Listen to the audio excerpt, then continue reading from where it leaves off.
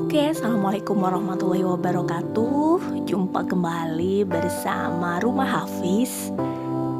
Kita belajar materi fisika, materi kelas 10 tentang tumbukan.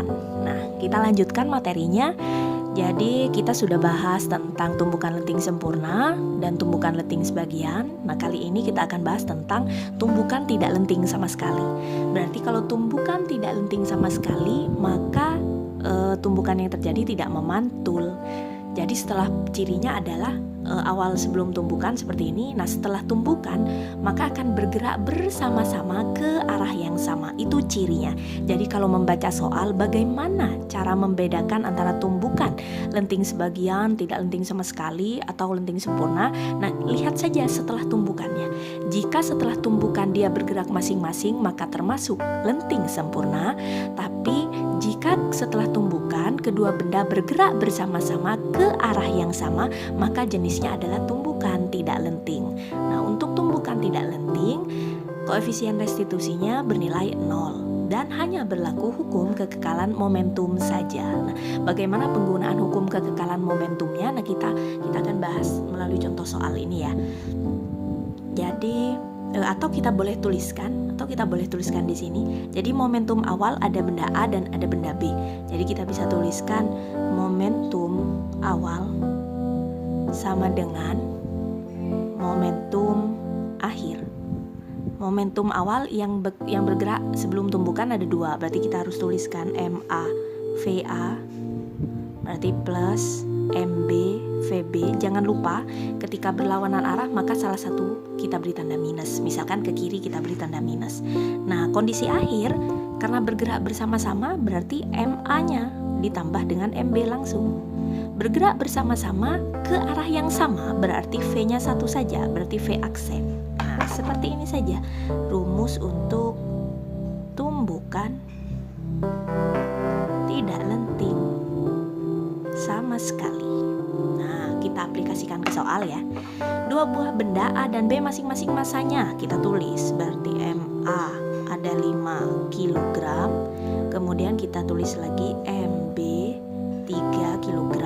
Bergerak berlawanan arah, hati-hati dengan kelajuan sama. Jadi misalkan VA kita mengartikan bergerak ke kanan, kita beri tanda plus. Kemudian VB-nya kita beri tanda minus.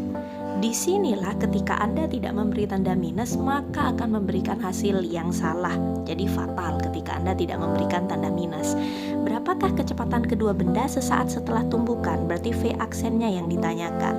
Baik, kita akan gunakan hukum kekekalan momentum. Momentum awal berarti ada 2 benda yang bergerak, kita tuliskan MAVA ditambah MB VB. Kemudian karena tidak lenting sama sekali berarti bersatu, berarti MA-nya kita tambahkan dikali V aksen. Seperti ini rumusnya. Nah, maka kita tinggal masukkan saja.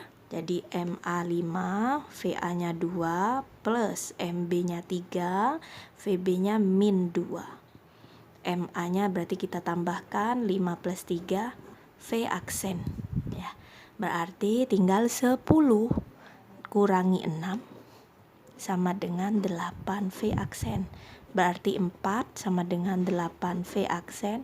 Berarti V aksennya 4/8. Berarti V aksennya 4/8 adalah setengah atau 0,5 meter per second. Nah, berarti ketika hasilnya positif, tadi yang kita beri tanda positif adalah A. Berarti kita akan tuliskan searah gerakan benda. Searah gerakan benda A. Nah, seperti ini. Bagaimana? Tidak susah? Pasti mudah, dan saya yakin pasti kalian bisa mempelajarinya sendiri di rumah. Jadi materi kita sudah lengkap, mulai dari momentum, impuls, kemudian 3 jenis tumbukan. Silahkan dipelajari dan siapkan tes untuk minggu depan. Selamat belajar.